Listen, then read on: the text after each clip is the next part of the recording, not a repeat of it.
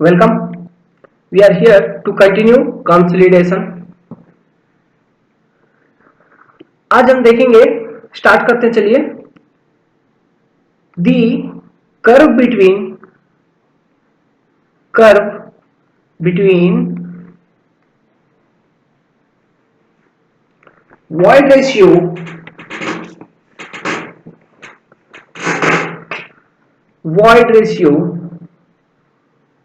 and effective stress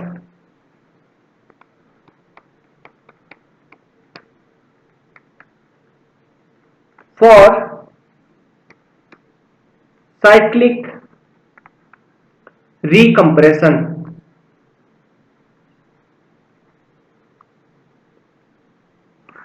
ये है हमारा हेडिंग। अब इसका कर्व कैसे आएगा हमको ये पता लगाना है साइक्लिक रिकम्प्रेशन के कारण। देखिए, ये साइक्लिक रिकम्प्रेशन है क्या, पहले इसे समझ लीजिए, तब हम इसका कर्व बनाएंगे जो कि हमको बढ़िया से समझ में आएगा इन डिटेल। देखिए, मैं एक सॉइल बनाता हूं, यहां पर सॉइल है।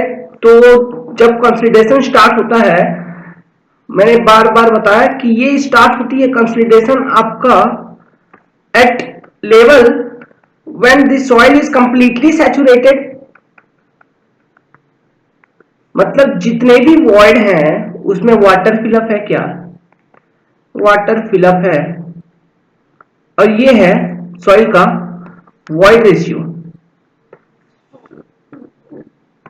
पेन गलत ले लिया, हाँ।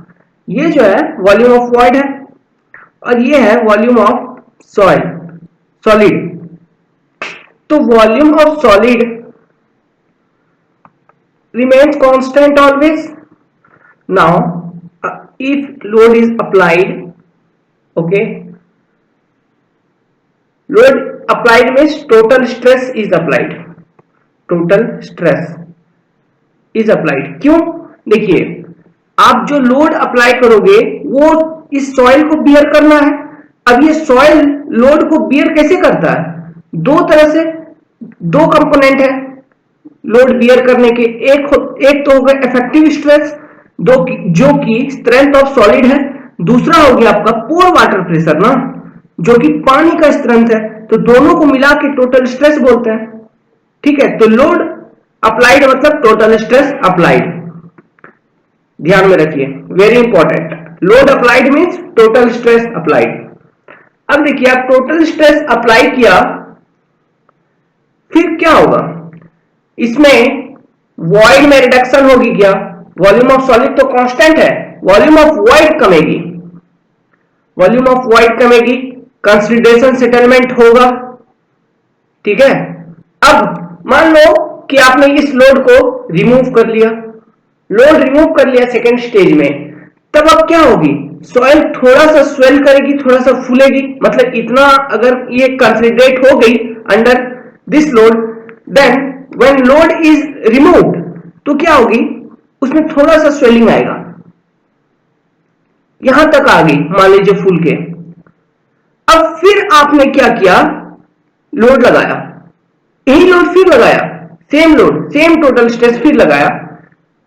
ठीक है, तो अब देखिए, ये जो सॉइल है इतना का टोटल स्ट्रेस पहले ले चुकी थी क्या? तो मैंने कुछ बताया था आपको कि ओवर कंसोलिडेशन कैसे होता है। तो इस केस में क्या ओवर कंसोलिडेशन होगा? तो फिर से वॉइड कमेगी। ठीक है, अब इसके आगे अगर तुम लोड बढ़ाओगे तो फिर नॉर्मल कंसोलिडेशन होगा। तो देखिए, वही है, वही कर्व हम बनाने जा रहे हैं कि ये जो प्रोसेस है लोडिंग अनलोडिंग का, ये कैसे जाती है, ये कैसे होती है। ये देखिए,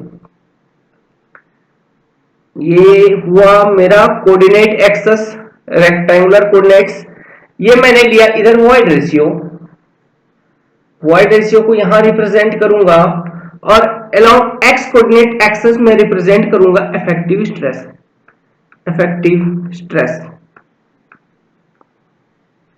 अब देखिए, हमको कर्व बनाना है वॉइड रेशियो और इफेक्टिव स्ट्रेस के बीच में।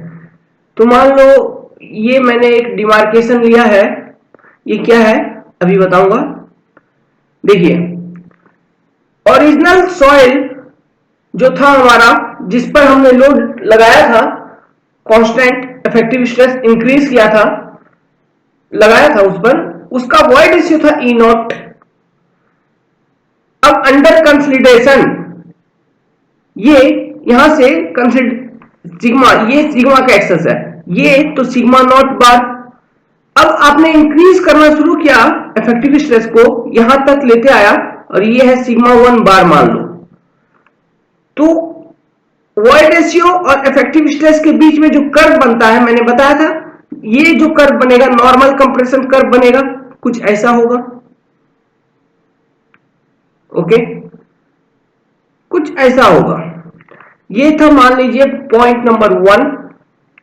अब यहां पहुंच गया ये पॉइंट नंबर 2 पर। अब पॉइंट 2 पर आपने क्या किया कि लोड को हटा लिया, तो ये स्वेलिंग होगा, इसमें रिबाउंड होगा, मैंने कुछ बताया ऐसा। ये कुछ रिबाउंड हुआ, स्वेल किया, स्वेल फुला। ओके, तो ये रिबाउंड हुआ, यहां पहुंचा पॉइंट 3 मान लीजिए, मतलब ये ई नॉट, तो ये E2 पे आ गया मान लीजिए, नहीं ये हो गया आपका E3, और ये है E2। ठीक है, E3 जो होगी E2 से कम होगी।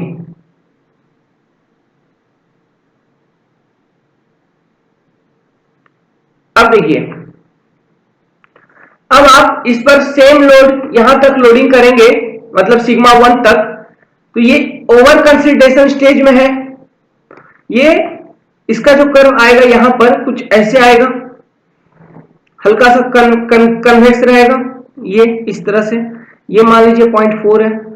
अब इसके आगे यदि आप लोड बढ़ाओगे, इसके आगे अगर इफेक्टिव स्ट्रेस का इंक्रीमेंट करोगे, तो वो सॉइल बिहेव करेगा एज नॉर्मली कंसिडरेटेड, ये मान लीजिए सिग्मा 2 डैश, तो यहां से फिर नॉर्मल कंसिडरेशन का कर्व आपके पास मिलेगा।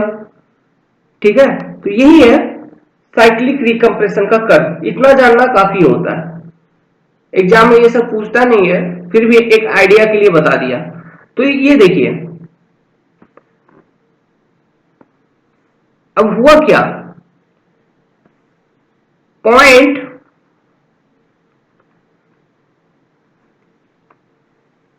और कर्व का नाम यहां एक टेबल बना लीजिए, सिंपल वे में इतना काफी होगा। पॉइंट 1 to 2, मतलब कर्व नंबर 1 से 2 जो है उसका नाम है compression curve.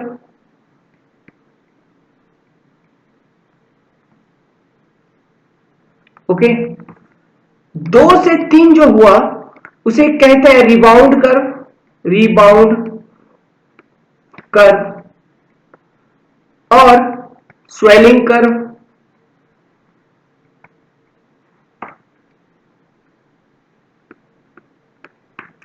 Curve number 3 to 4 क्या आया, ओवर कंसिडरेशन कर्व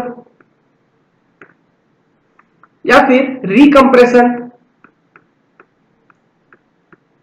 आपने रिकम्प्रेस किया।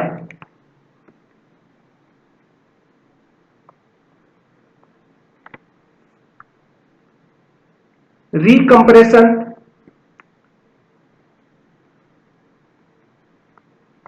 कर्व। अब देखिए 4 to 5 के बीच में जो कर्व है उसका नाम है 1 डिग्री, सॉरी ये होगा फर्स्ट कंप्रेशन कर्व, आपको 1 to 2 में मिला तो इसे 1 डिग्री कंप्रेशन कर्व कहेंगे। और 4 to 5 में भी आपको कंप्रेशन कर्व मिल रहा है, इसे 2 डिग्री कंप्रेशन कर्व कहेंगे। 2, आप इसे लिख लो 1 डिग्री वर्जिन कंप्रेशन कर्व या फिर 2 डिग्री वर्जिन कंप्रेशन कर्व। ठीक है, वर्जिन 2 डिग्री कंप्रेशन, वर्जिन मतलब नया, 2 डिग्री कंप्रेशन कर्व, नया मतलब न्यू, एकदम न्यू टाइप ऑफ कर्व है। ये न्यू टाइप ऑफ कर्व है ना 4 to 5, क्योंकि 1 to 2 में तो न्यू टाइप था, 4 to 5 में भी न्यू टाइप ऑफ रिजल्ट आपको मिल रहा है। ठीक है, तो ये जो कर्व थी, एक स्मॉल टॉपिक थी, कवर कर लिया। अब इंपॉर्टेंट टॉपिक आ रहा है, एक एनालॉजी हम देखने की कोशिश करते हैं, mechanism of consolidation. Mechanism of consolidation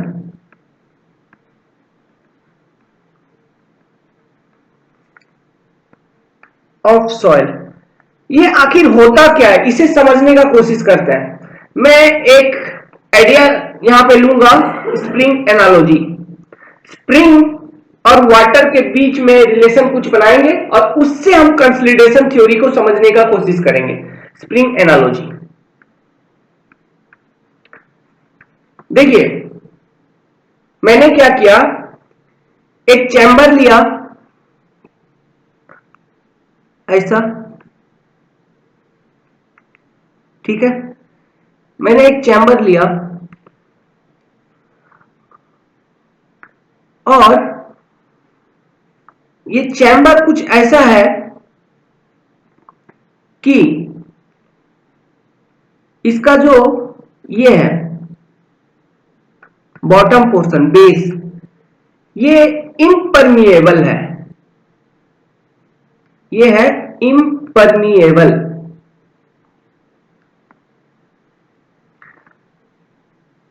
और मैंने इसमें स्प्रिंग को कनेक्ट किया कुछ ऐसा, देखिए,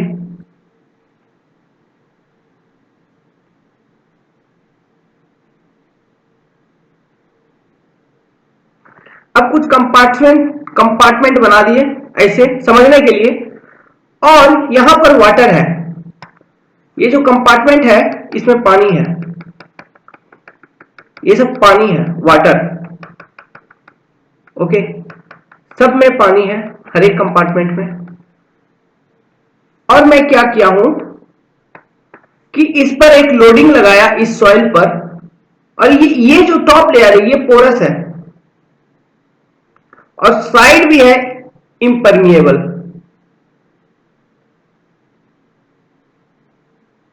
सिर्फ टॉप लेयर पोरस है, मतलब पानी अगर निकलेगा इस सिस्टम से तो ऊपर से निकलेगा। इस पे एक लोड लगाया, ये लोड क्या है, टोटल स्ट्रेस लगाया जो कि कांस्टेंट है, कांस्टेंट टोटल स्ट्रेस को अप्लाई किया। अब मैं क्या किया हूं कि हर एक लेवल पे मैं पीजोमीटर कनेक्ट करके रखा हूं, ठीक है, हर एक लेवल पर मैं पीजोमीटर कनेक्ट करके रखा हूं।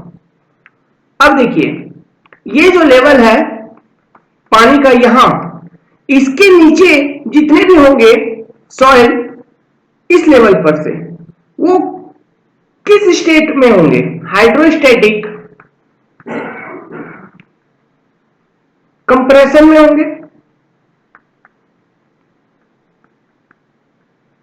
मैं नेक्स्ट पेज में बनाता हूं, ये थोड़ा कॉन्सेप्ट समझना इंपॉर्टेंट है तो क्लियरली बनाने का कोशिश करता हूं। देखिएगा, थिकनेस पहले चेंज कर लेते हैं।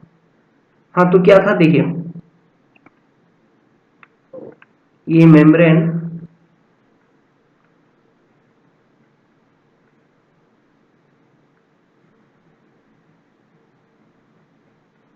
ये मैंने इम्परमिएबिलिटी दिखाने के लिए बेस को थिक कर दिया, और साइड भी इम्परमिएबल है, ठीक है, सिर्फ ये टॉप जो है ये पोरस है,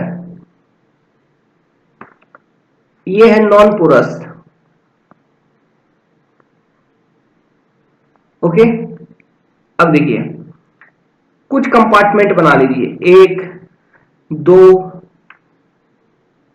मान लीजिए 4 कंपार्टमेंट मैंने बना लिया, इसमें स्प्रिंग लगा दूंगा,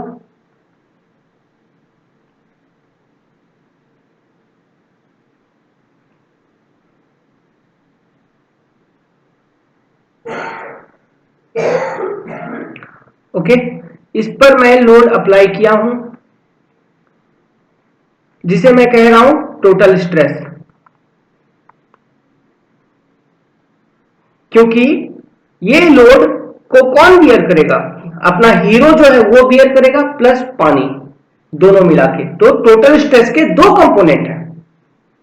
अब देखिए, मैंने बोला था कि पीजोमीटर कनेक्ट करके रखा हुआ है, तो हर एक लेवल पे एक एक पीजोमीटर कनेक्ट कर लीजिए, यहां, यहां, फिर यहां, फिर यहां। तो 4 पीजोमीटर लगाया।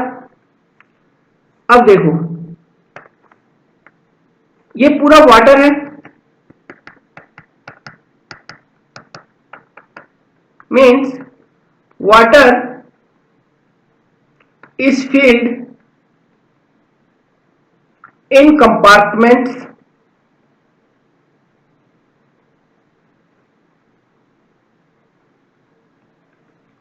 और ये क्या है, स्प्रिंग है, और ये जो है स्प्रिंग है,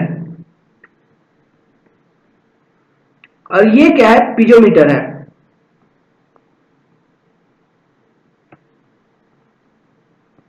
ठीक है, ये पीजोमीटर है। अब देखिए ये जो लेवल है ना पानी का, ये वाला, इसके नीचे जितने भी सॉइल होंगे अगर इन एक्चुअल ग्राउंड कंडीशन, सब हाइड्रोस्टैटिक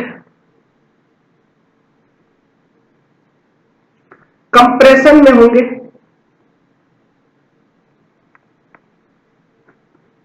अब देखिए, आपने जैसे ही लोड लगाया, पहले ये बता दूं, ये यहां पे एनालॉजी है, तो स्प्रिंग और पानी का मतलब क्या है। स्प्रिंग जो है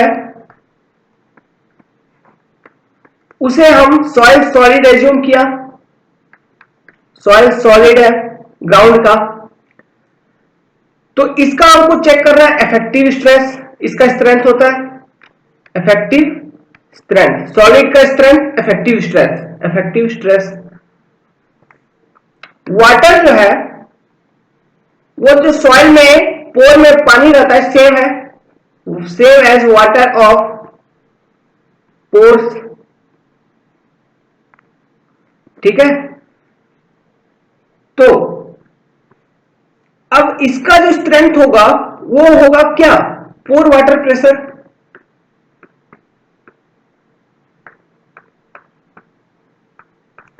पोर वाटर प्रेशर। अब देखिए, अब आप टोटल स्ट्रेस सिग्मा जो मैं बोल रहा हूं, ये दो, इसका दो कंपोनेंट है, एक हो गया हीरो वाला और दूसरा हो गया पोर वाटर प्रेशर, मतलब सिग्मा डैश प्लस ये दो कंपोनेंट। सो यहां देखिए, अब आपने जैसे ही टोटल स्ट्रेस लगाया, लोड लगाया, पीजोमीटर में आपको लेवल ऑफ वाटर यहां पर आई, ये बढ़ गई। कब, क्या मतलब हुआ, लेवल ऑफ वाटर बढ़ रहा है मतलब प्रेशर बढ़ रहा है, किसके ऊपर, पानी के ऊपर, मतलब हाइड्रोस्टैटिक, हाइड्रोस्टैटिक तो नहीं कहेंगे, हम कहेंगे एक्सेस प्रेशर इज डेवलप्ड, मतलब पूरा का पूरा लोड है पानी बियर करना है। Initial condition at T equal to 0, आपने जैसे ही लोड लगाया पूरा का पूरा प्रेशर सबसे पहले पानी लिया, वाटर ने लिया। सो पूरा यूनिफॉर्म है ये लेवल, देखिए। अब क्या होगा, समय ये कांस्टेंट है, टोटल स्ट्रेस कांस्टेंट है। एज टाइम कंटिन्यूस, जैसे जैसे समय आपका बढ़ेगा, ये जो pore, excess pore water pressure, इसे हम कहेंगे excess, excess pore water pressure. ये क्यों हो गया, आपने टोटल स्ट्रेस अचानक से लगा दिया सॉइल पर, तो सॉइल में, सॉइल सॉलिड समझ नहीं पाया मैं क्या करूं, तो पानी चला था, पानी क्या किया, जितना भी दबाव था अपने ऊपर ले लिया, वो उसके कारण से पानी पर दबाव बढ़ गया, मतलब पोर वाटर प्रेशर जो थी वो कुछ अधिक हो गई, access pore water pressure develop हुआ। अब देखिए, वो जो access pore water pressure develop हुआ, अब वो क्या होगी, वो कम ना शुरू होगी, डिक्रीज होना शुरू होगी।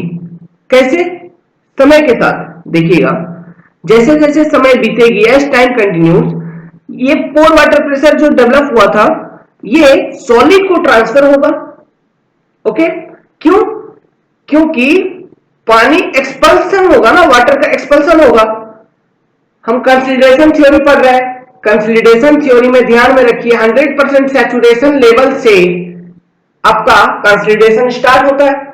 तो पोर वाटर प्रेशर डेवलप हुआ एक्सेस, अब वो पानी निकलेगा, पानी निकल रहा है मतलब पोर वाटर प्रेशर कम हो रहा है, तो वो कम हो रहा है तो क्या इंक्रीज हो रहा है, इफेक्टिव स्ट्रेस धीरे धीरे इंक्रीज हो रहा है, समझ रहे हैं, क्योंकि ये तो कांस्टेंट है ना। देखिए समझिए, कॉम्प्लिकेटेड है थोड़ा सा, समझ में आ जाएगा। सिग्मा आपका कांस्टेंट है, अब म्यू ये पोर वाटर प्रेशर डिक्रीज करेगा तो ये कांस्टेंट मेंटेन करने के लिए ये इंक्रीज होगा, वैसे भी दिख रहा है ना, ऐसे भी तो न्यूमेरिकली भी तो लग रहा है ना, समझ में आ रहा है कुछ। तो ये डिक्रीज क्यों होगा, due to expulsion of water, expulsion of pore water from soil. Pore water निकलेगा, पोर वाटर प्रेशर रिड्यूस होगा, जो एक्सेस डेवलप हुआ था, और effective stress of solid increase करेगा, ताकि हमारा जो टोटल स्ट्रेस है वो कांस्टेंट बनी रहे। सो अल्टीमेटली क्या हुआ, सॉलिड का इफेक्टिव स्ट्रेस बढ़ गया। लेकिन देखिए ये था एक T इक्वल टू 0। अब जैसे जैसे पानी निकलेगा, यहां पर और एक कॉन्सेप्ट मैं बता देता हूं, अब जैसे जैसे वाटर का एक्सपल्सन होगा, ड्रेन आउट होगा, कलर थोड़ा डार्क लेने दीजिए मुझे,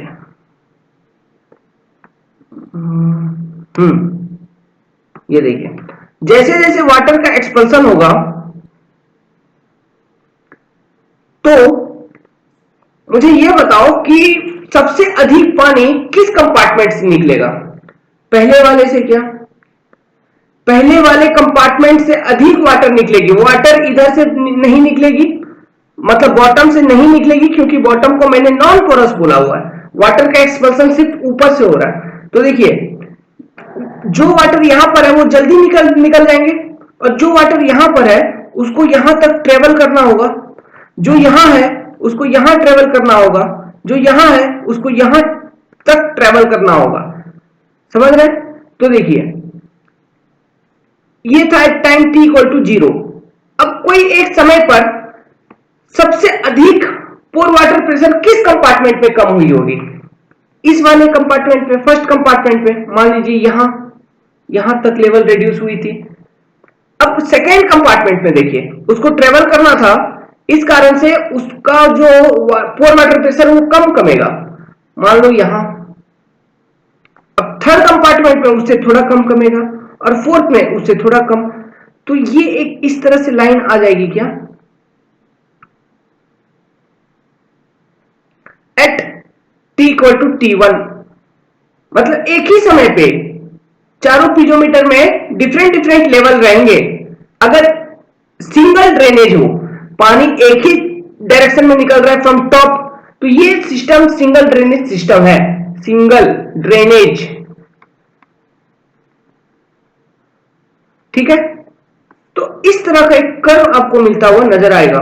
ये जो कर्व हुआ जो रिप्रेजेंट करता है pore water pressure, okay, in piezometer at same time, level of water head in piezometer at same time is called as आइसोक्रोन।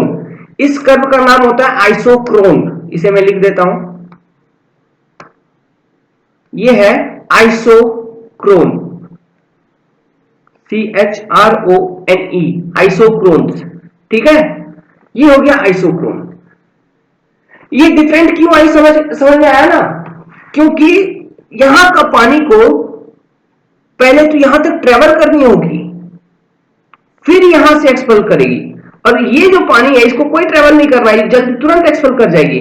तो इस कंपार्टमेंट में प्रेशर रिडक्शन ज्यादा होगा, इसमें थोड़ा कम होगा, इसमें उससे भी कम होगा, इसमें बहुत कम होगी, ठीक है। At any particular time only, T equal to T1 constant time, ये नहीं कि ये T1 पे यहां, ये T2 पे इधर, नहीं, T इक्वल टू T1 पे आपको ये कर्व मिल रहा है, जैसे कि ये T इक्वल टू T0 पे था।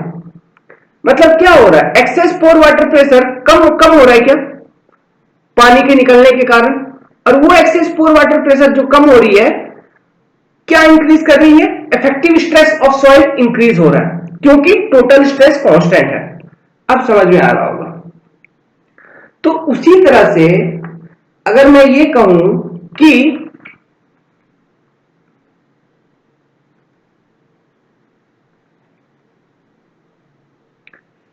देखिए फर्स्ट कंडीशन में मैंने क्या बोला आपको कि ड्रेनेज जो है वो एक डायरेक्शन में हो रहा है, मतलब सॉइल से सिर्फ ऊपर से पानी का एक्सपल्सन हो रहा है और यहां पर कंपार्टमेंट्स थे ऐसे। अब मान लीजिए कि नीचे से भी एक्सपल्सन होगा, ठीक है, तब यहां जो आपने पिजोमीटर कनेक्ट कर रखे होंगे यहां कुछ यूं, इसको थोड़ा मैं वाइड कर देता हूं, देखिए चलिए इसको क्लियरली बना लेते हैं।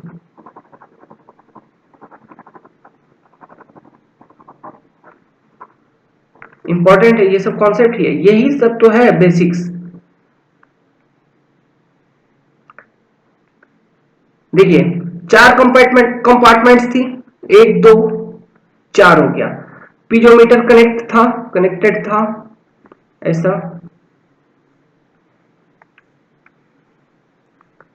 देखिएगा ये सब टेक्निक है। मैंने फर्स्ट केस में लिया था water is expulsing from top only, अगर बॉटम से भी एक्सपल हो रही है, अब देखो क्या होगी, हमको आइसोक्रोन का शेप पता लगाना है, वो कैसा होगा।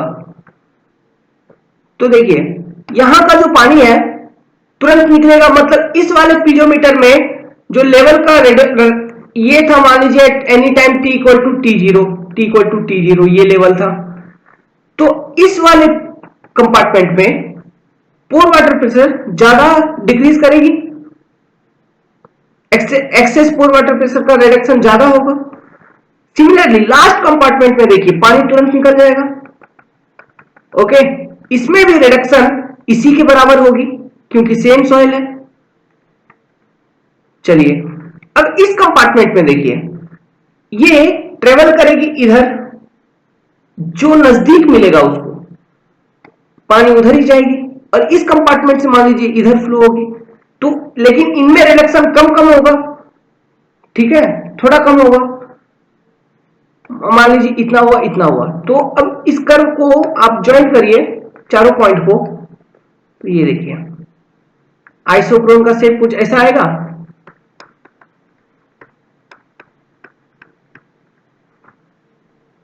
सॉरी ये है, कुछ यूं मिल जाएगा आपको आइसोक्रोन, ठीक है, समझ रहे हैं।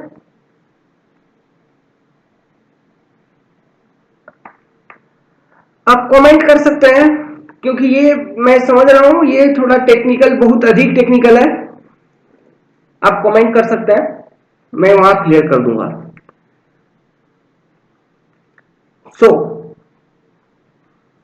तो क्या मैं ऐसा लिख सकता हूं, तो ये T इक्वल टू T1 है, T equal to T1, T equal to T2 भी ऐसा ही होगा, ओके, ऐसा ही होगा T इक्वल टू T2 पर। डबल ड्रेनेज केस, ये है डबल ड्रेनेज, डबल ड्रेनेज,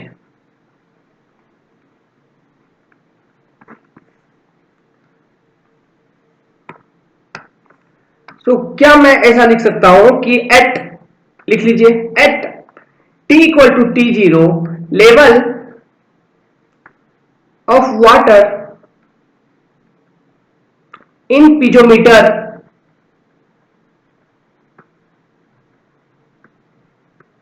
क्या होगा, सेम होगा, इन ऑल पिजोमीटर लिख लीजिए, in all piezometer will be same, equal, ठीक है। लेकिन कुछ समय बाद आफ्टर सम टाइम, वही जो प्रोसेस मैंने बताया उसी को थ्योरेटिकली लिख लेते हैं। आफ्टर सम टाइम कुछ समय बाद पानी बाहर निकल रही है क्या सॉइल से? पानी बाहर निकलेगी, मतलब उस बाहर निकलने को हम क्या बोलते हैं? परकोलेशन। ठीक है, परकोलेशन या फिर एक्सपल्सन। ये कहां से होगी? फ्रॉम द प्रीफोर्सन। ये देखिए इस तरह का जो अगर कोई एक सेक्शन आप लोगे, ये सरफेस है, वहां पे अगर इस छोटे छोटे छोटे छोटे छोटे छोटे बहुत छोटे छोटे स्मॉल स्मॉल गड्ढे होंगे या फिर उसे क्या बोलते हैं, होल्स, होल्स होंगे, तो इस होल्स को टेक्निकली प्रीफोर्सन बोला जाता है। परफोर्सन्स, परफोर्सन्स, ओके, परफोरेशंस, सॉरी, टेक्निकली परफोरेशंस भी बोला जाता है। ये क्या है? होल है, होल्स, छोटे छोटे होल्स। तो पानी इनसे बाहर निकलेगा ऐसे। तो यही मैं बता रहा था, अगर ये होगा तो ये परफोरेशंस होंगे अगर सरफेस पे, तो वो होगा सरफेस, पोरस सरफेस। अगर नहीं होगा तो वो सरफेस होगा आपका नॉन पोरस सरफेस या फिर इम्परमिएबल। ठीक है, तो आफ्टर सम टाइम, कुछ समय बाद क्या होगा? पानी बाहर निकलेंगे इन परफोरेशन से, जिसके कारण पोर वाटर का जो प्रेशर है, access pore water pressure decrease होना शुरू होगा। तो एज ए रिजल्ट क्या मिलता है? इफेक्टिव स्ट्रेस इंक्रीज कर जाता है, मतलब आपका स्प्रिंग दबता है। ठीक है, इफेक्टिव स्ट्रेस इंक्रीज करता है। अब इफेक्टिव स्ट्रेस इंक्रीज करेगा मतलब वो सेटल हो रहा है ना, दब रहा है, कुछ दब रहा है, तो उसका वॉल्यूम में क्या होगा? कटौती आ जाएगी, वॉल्यूम डिक्रीज करेगी, volume of soil will start reducing, it decreases. So हम ये कह सकते हैं क्या? As volume of soil decreases का मतलब तो क्या हुआ? Depth of soil decreases due to increase of effective stress and reduction in excess pore water pressure develop initially, कह सकता हूं। तो इन्हीं सब बातों को लिख लेते हैं। क्या क्या बोला कि आफ्टर सम टाइम क्या होगा? Flow of water will start through the perforations, हो जाएगा, परफोरेशन से पानी निकलना शुरू करेगी। सो ऐसे लिखिए, excess pore water pressure developed initially, excess pore water pressure developed initially will start reducing, okay. Pore water pressure में रिडक्शन आएगा as a result of which, as a result, जिसके परिणाम स्वरूप, as a result of which the effective stress of soil increases, मतलब grain to grain contact हो जाती है, मतलब void reduces, that is compression of soil occur, that is volume of soil reduces, as we assumed semi infinite, as we assume, क्या assume किया था? Semi infinite assume किया था ना, एजम्पशन में कि एरिया इनफाइनाइट है, डेप्थ फाइनाइट है, so reduction in volume is directly proportional to change in depth of soil. समझ रहे? ये हमने एज्यूम कर लिया था, तो यही लिख लीजिए, as we assume the semi infinite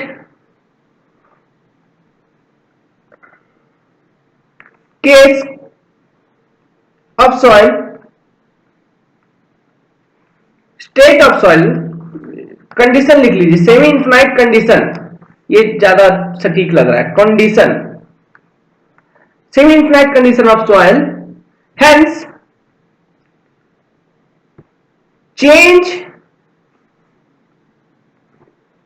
change in volume is reflected in change in depth of soil।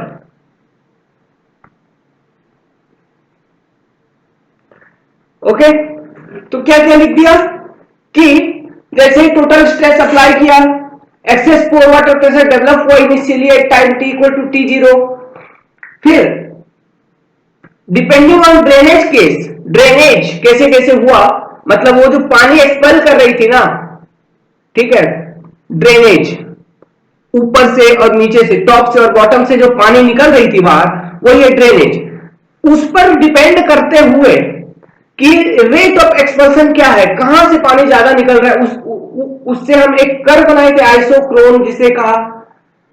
सो वो भी, उसका भी यूज है, उसका भी यूज है, हम थोड़ी देर बाद देखेंगे उसका यूज कैसे करेंगे। तो पोर वाटर प्रेशर जो एक्सेस डेवलप हुआ था वो डिक्रीज होना कम करता है, डिक्रीज होना शुरू होता है। अब जैसे डिक्रीज होना शुरू हुआ तो चूंकि टोटल स्ट्रेस कांस्टेंट है तो कुछ ना कुछ बढ़ेगा, तो इफेक्टिव स्ट्रेस में इंक्रीमेंट होती है। अब इफेक्टिव स्ट्रेस इंक्रीज हो रही है, वॉइड रेशियो कम हो रही है, मतलब सॉइल का वॉल्यूम कम हो रहा है, और चूंकि हमने ये एज्यूम किया हुआ है कि हमारा जो सॉइल है वो सेमी इनफाइनाइट कंडीशन एज्यूम किया हुआ है सॉइल का, कि मैं जो एरिया मैं जो वॉल्यूम रिडक्शन मेजर करूंगा वो मेजर करूंगा in terms of change in depth of soil, क्योंकि डेप्थ फाइनाइट है, हम मेजर कर सकते हैं, लेकिन एरिया इनफाइनाइट है। ठीक है, so this is the analogy, spring analogy, इसे हमने खत्म किया। अगर इस स्प्रिंग एनालॉजी में किसी भी तरह का संकोच है तो आप कमेंट में लिख सकते हैं, और लिखिए, जरूर लिखिए, क्योंकि ये जो स्प्रिंग एनालॉजी है ऐसे डाउट तो नहीं आना चाहिए, फिर भी देखिए। अच्छा, और एक चीज लिख लीजिए, आइसोक्रोन क्या होता है, ऐसे तो मैंने बता दिया है, इसे लिख लीजिए, आइसोक्रोन ये क्या होती है, एक कर्व, ऐसे लिख सकता हूं, एक curve joining the water table in पिजोमीटर,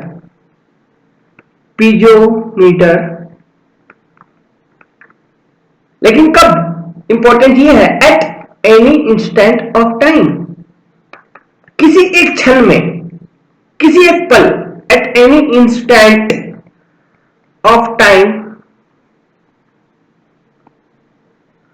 is termed as dash, answer है आइसोक्रोन। एंड तो आपसे अगर क्वेश्चन ये पूछे कि आइसोक्रोन कब हॉरिजॉन्टल होगा, तो जवाब क्या होगा, क्वेश्चन ये है कि व्हेन आइसोक्रोन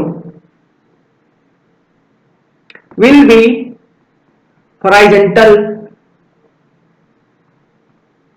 कब होगा, डायग्राम देखिए, ये पूछ सकता है। देखिए यहां देखिए, मैंने कुछ बताया क्या, ये सब बताने का चीज नहीं है, ये सब डायग्राम से आपको खुद डिडक्ट करना है, ये तो मैंने बता दिया एक क्वेश्चन ऐसे ही। तो ये कब होगा, क्या हो रहा है, ये हो क्या रहा है, हाँ, तो ये कब होगा? अरे ये कब होगा? एट टी इक्वल टू 0 पर, टी 0 पर। ठीक है, मतलब जब उस क्षण जब पोर वाटर प्रेशर कम होना शुरू नहीं की होगी उसी समय होगा। मैं समझ नहीं पा रहा हूं ये क्या हो रहा है, शायद मुझे फिर से स्टार्ट करनी होगी। ठीक है, तो उसका आंसर आप लोग लिख लीजिएगा, at T equal to T 0 पर होगा वो। मैं एंड करता हूं और नेक्स्ट सेशन में हम शुरू करेंगे तरजागी 1 डिग्री कंसोलिडेशन थ्योरी। ये पता नहीं क्या हो गया। Well, thank you.